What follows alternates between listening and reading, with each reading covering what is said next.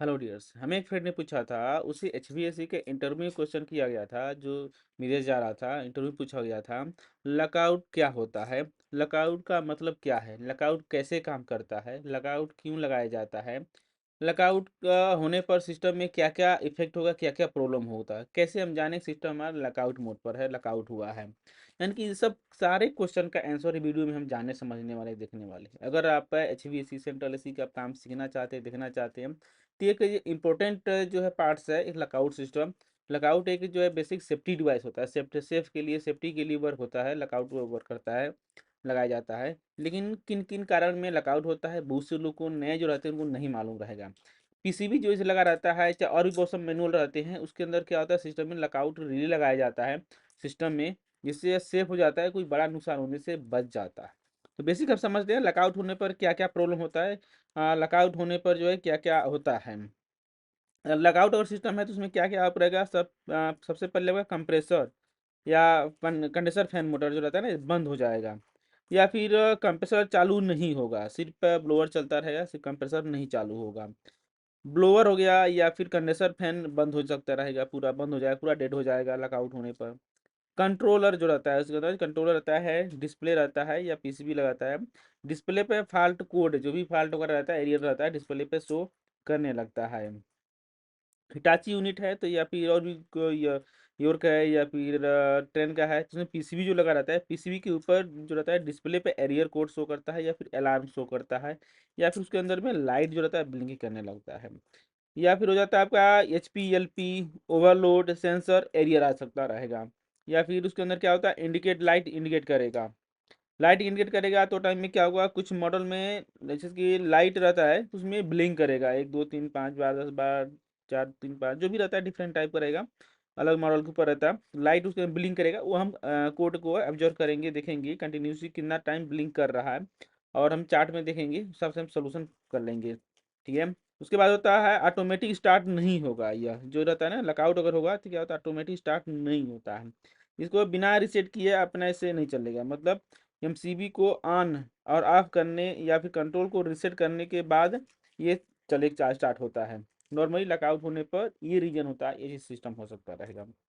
लकआउट होने का main reason क्या होता है ये समझ लेते हैं। मेन होता है लकआउट होने पर रीजन क्या होता है। फर्स्ट हो गया आपका हाई प्रेशर का ट्रिप होना। अगर एसी के सिस्टम कोई सा भी है, एचपी प्रेशर स्विच ट्रिप है तो टाइम में क्या होता है, ट्रिप क्यों होता है, कंडेंसर कॉइल जो रहता है गंदा है, कंडेंसर फैन जो है बंद हो गया है, गैस में अधिक चार्ज हो गया है, वो टाइम में क्या होता है हाई प्रेशर पर ट्रिप हो जाता है, तो सिस्टम लगआउट हो जाता है। लो प्रेशर का ट्रिप होना, एलपी प्रेशर स्विच रहता है वो ट्रिप होना। रेफ्रिजरेंट गैस जो रहता है, गैस आपका लीक हो गया है कहीं से या कम है, तो टाइम में क्या होता है आपका एलपी प्रेशर से ट्रिप होता है और सिस्टम लकआउट में चला जाता है, अपने आप स्टार्ट नहीं होता है।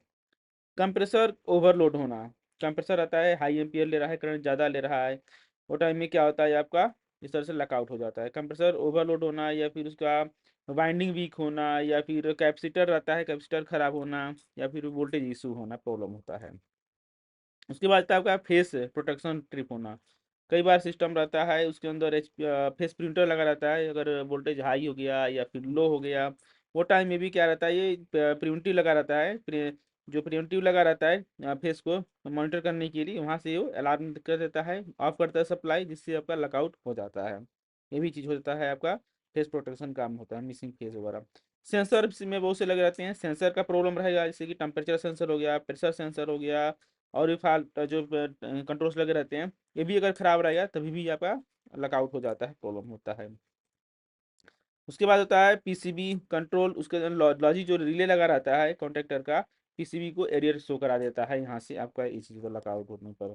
ओके, ये चीज़ लकआउट होने के 6 रीजन हो गया है। ठीक है, लकआउट होने के मेन 6 रीजन कौन कौन से हो जाते हैं, हाई प्रेशर ट्रिप होता है, लो प्रेशर होना, कंप्रेसर ओवरलोड होना, या फिर फेस प्रिंटर का जैसे कि वोल्टेज आपका हाई या लो होना, अनबैलेंस होना, पी सेंसर जो रहता है सेंसर खराब होना, सेंसर खराब रहता है तभी भी आपका लकआउट हो जाएगा। पीसीबी जो रहता है उसके अंदर में जो लॉजिक लगा रहता है, कंट्रोल लगे रहते हैं, उसमें कुछ माल फंक्शन होना, तभी भी आपका इस तरह से लकआउट हो जाता है, सिस्टम स्टार्ट नहीं होता है अपने आप में।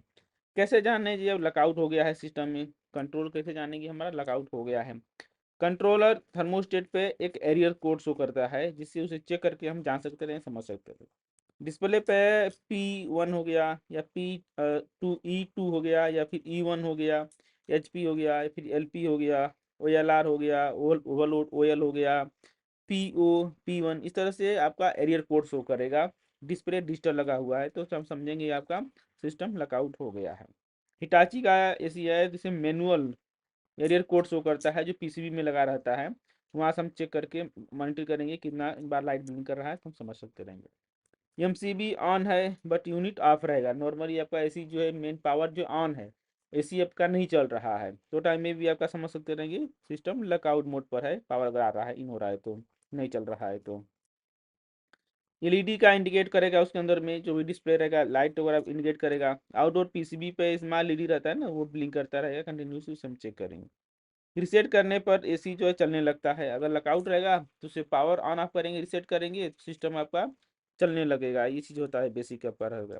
अगर आप पावर को एमसीबी रिसेट करने के लिए क्या किया जाता है, जो मेन एमसीबी रहता है उसे हम बंद करते हैं, बंद करने के बाद फिर वापस चालू करते हैं, सिस्टम हमारा रिसेट हो जाता है, जो भी माल फंक्शन एरियर कोड ओवर रहता है, और सिस्टम वर्क करने लगता है।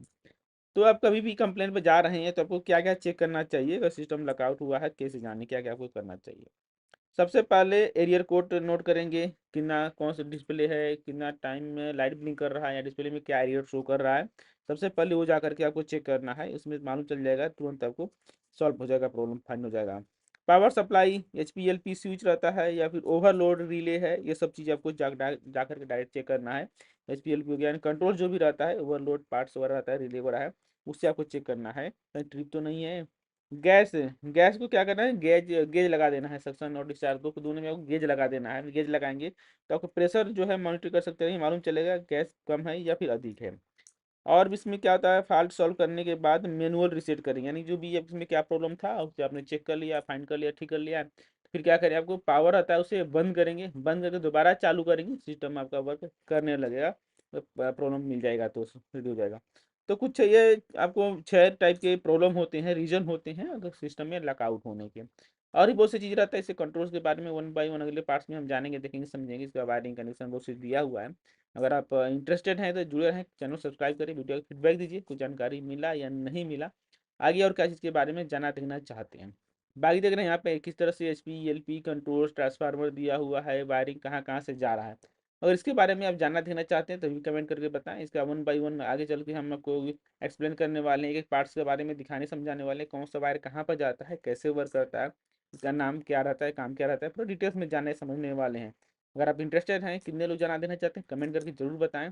अगर आप कमेंट करके कौन सा टॉपिक पे क्या चीज़ रहेगा तो उससे पहले हम वीडियो बनाएंगे, बाकी नहीं तो हम नॉर्मल सीरीज बाई वन लेकर के आने वाले हैं। तो वीडियो फीडबैक दीजिए, क्या जानकारी मिला, आज आपका दिन शुभ हो। Thank you for watching.